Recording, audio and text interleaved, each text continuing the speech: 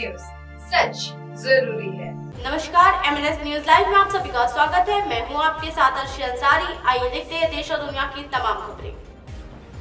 हेमंत सोरेन की तानाशाही नहीं चलेगी। अडानी मामले पर शरद पवार का नया बयान विपक्ष को कर देगा खुश। भाजपा ईडी और सीबीआई का गलत इस्तेमाल करती है संजय राउत। आइए देखते हैं खबरें विस्तार से। प्रदर्शनकारियों पर झारखंड पुलिस ने बरसाई लाठियां।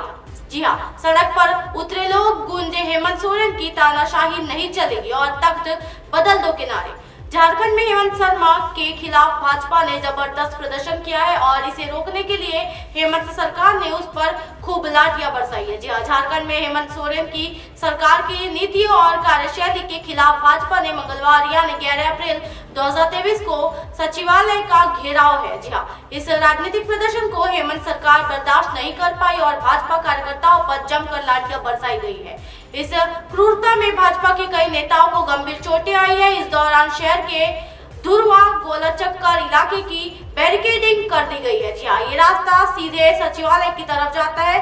सीआरपीएफ की रैपिड एक्शन फोर्स यानी आरएएफ की महिलाएं कंपनी, झारखंड पुलिस की रैपिड एक्शन पुलिस, एसआईएसएफ और झारखंड जगुआर के जवानों को तैनात किया गया था। जी हाँ, प्रदर्शन कर रहे भाजपा कार्यकर्ताओं पर सुरक्षा बलों ने जमकर लाठियां बरसाई, जिसमें कई लोग घायल हो गए। जी हाँ, भाजपा नेता और राज्य के पूर्व मुख्यमंत्री रघुवर दास ने घायल लोगों के तस्वीर सोशल मीडिया पर पोस्ट किया है। इसके साथ ही उन्होंने मुख्यमंत्री हेमंत पर भी हमला बोला है। जी हाँ, रघुवर दास ने लिखा, तालिबानी मानसिकता वाली हेमंत सरकार ने भाजपा के शांतिपूर्ण प्रदर्शन पर लाठियां और आंसू गैस के गले बरसाए हैं। जी हाँ, हमारे कार्यकर्ता बड़ी संख्या में घायल हुए हैं। घायल कार्यकर्ताओं से मिलने अस्पताल गया, उनका कुशल क्षेम पूछा।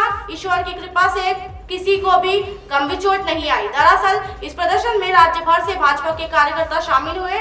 भाजपा कार्यकर्ता ने रांची पहुंचकर हेमंत सोरेन सरकार के खिलाफ जमकर नारेबाजी की। जी हाँ, इस दौरान भाजपा कार्यकर्ताओं ने कोने कोने से आ रही आवाज हेमंत हटाओ, झारखंड बचाओ, तख्त बदल दो, ताज बदल दो, जी हाँ, बेईमान का राज बदल दो, हेमंत सरकार मुरादाबाद और हेमंत सोरेन की तानाशाही नहीं चलेगी जैसे नारे लगाए। जी हाँ, भाजपा ने इस प्रदर्शन का फेसबुक पर लाइव प्रसारण किया। भीड़ बढ़ता देख सुरक्षा बलों ने न सिर्फ लाठीचार्ज किया बल्कि भाजपा कार्यकर्ताओं पर पानी की बौछार और आंसू गैस के गोले भी दागे। जी हाँ, हालांकि भाजपा कार्यकर्ता पीछे हटने के लिए तैयार नहीं थे। इस दौरान रांची से सांसद संजय सेठ को गिरफ्तार कर लिया गया। गिरफ्तारी के बाद उनकी तबीयत बिगड़ गई। इस प्रदर्शन में बाबूलाल मरांडी, रघुवर दास, संजय सेठ सहित भाजपा के प्रमुख नेता उपस्थित थे। जी हाँ, भाजपा ने अपने ट्विटर पर लिखा है कि शांतिपूर्वक तरीके से भाजपा द्वारा किए जा रहे विरोध प्रदर्शन को हेमंत सरकार पुलिस के लाठियों से दम पर दबाना चाहती है। जी हाँ, लेकिन भाजपा कार्यकर्ता इनके इस कायराना हरकत से डरने वाला नहीं है। जी हाँ, इस सरकार को उखाड़ फेंकने के लिए और भी मजबूती से संघर्ष करेगा। बता दें कि हेमंत सोरेन की सरकार में अपराधियों के हौसले बुलंद है। इतना ही नहीं, हिंदू त्योहारों में जमकर उत्पात मचाई जा रही है। इसमें हेमंत सरकार की पुलिस अपराधियों के खिलाफ खुलकर कार्रवाई नहीं कर पा रही है।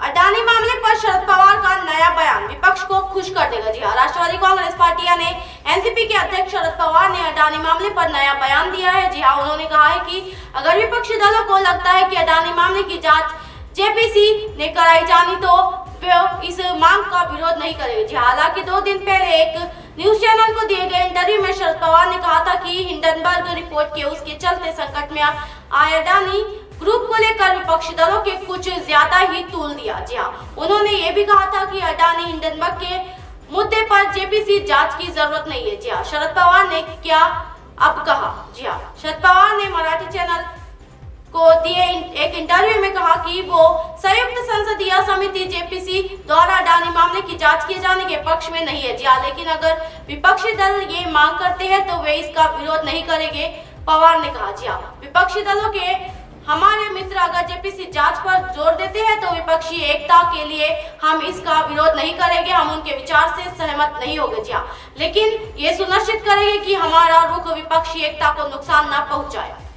पवार ने पहले क्या कहा था। जी हाँ, मैं शरद पवार ने अडानी मुद्दे की जांच के लिए जेपीसी जेपीसी की मांग को गलत बताया था। एनसीपी प्रमुख ने कहा था इस तरह के बयान पहले भी कुछ लोगों ने दिए थे। जी हाँ, कुछ दिन संसद में हंगामा भी हुआ। इस बारे में इसे जरूरत से ज्यादा महत्व दे दिया गया। इस हंगामे की कीमत देश की अर्थव्यवस्था को चुकानी पड़ती है। जी हाँ, इसे हम नजरअंदाज नहीं कर सकते। ऐसा लगता है कि यह टारगेट किया गया है। शरद पवार के इस बयान के बाद राजनीतिक गलियारों में अटकलें लगाई गई है कि सवाल उठने लगे हैं कि क्या वे विपक्षी की एकता में दरार का संकेत है। जी हाँ, हालांकि इसके बाद शरद पवार ने एक प्रेस कॉन्फ्रेंस से सफाई पेश किए और बताया कि क्यों वो अडानी मुद्दे पर जेपीसी की मांग को सही नहीं मानते हैं। जी हाँ, विपक्षी की एकता पर क्या बोले थे शरद पवार ने कहा, जी हाँ, जेपीसी की मांग हमारे सभी साथियों ने की। मैं बात सच है, मगर हमें लगता है कि जेपीसी में 21 में से 15 सदस्य सत्ताधारी पार्टी के हो गए। जहां ज्यादातर लोग सत्ताधारी पार्टी के हो, वहां देश के सामने सच्चाई कहां तक आएगी। जी, अडानी मुद्दे पर अपने बयानों को लेकर शरद पवार ने कहा, पता नहीं कौन कहता है कि मेरे इस बयान से 2024 में विपक्ष की एकता पर असर पड़ेगा। मुझे जो सही लगा मैंने कहा। जी, पवार की इस बात का संजय राउत ने समर्थन किया। शिवसेना महाराष्ट्र ने एनसीपी की सहयोगी है। पार्टी के वरिष्ठ नेता संजय राउत ने कहा था कि जेपीसी की लेकर शरद पवार की अलग राय का मतलब ये नहीं है कि विपक्ष की एकजुटता में कोई दरार है।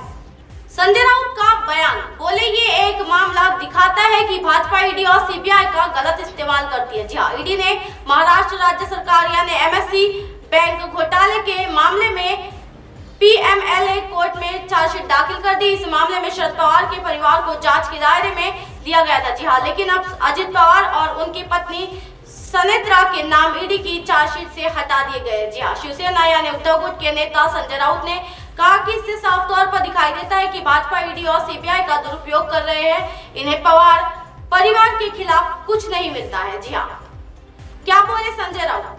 शिवसेना यानी उद्धव गुट के नेता संजय राउत ने कहा कि साफ दिखाई देता है कि भाजपा ईडी और सीबीआई का गलत इस्तेमाल कर रही है। उन्होंने कहा, आपने जांच शुरू की, पवार परिवार और उनके रिश्तेदारों को परेशान किया और उनके परिसरों पर छापा मारा। जी हाँ, अब आपको चार्जशीट में उनका नाम लेने के लिए उनके खिलाफ कुछ भी नहीं मिलता है। जी हाँ, ये स्पष्ट है कि इस मामले में भी ईडी और सीबीआई का दुरुपयोग किया गया था। अब आप हमारे चैनल को आपके मोबाइल पर भी देख सकते हैं। मोबाइल ऐप पर देखने के लिए प्ले स्टोर से MNS news TV app download करें। इंस्टा, लिंक, ट्विटर, हाइकुक, फेसबुक और कई सोशल मीडिया के प्लेटफॉर्म पर हमारा चैनल उपलब्ध है।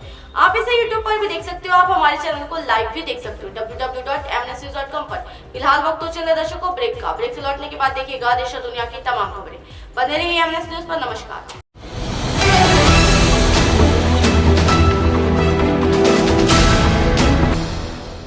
ये है एमएनएस न्यूज नेटवर्क और आप देख रहे हैं एमएनएस न्यूज।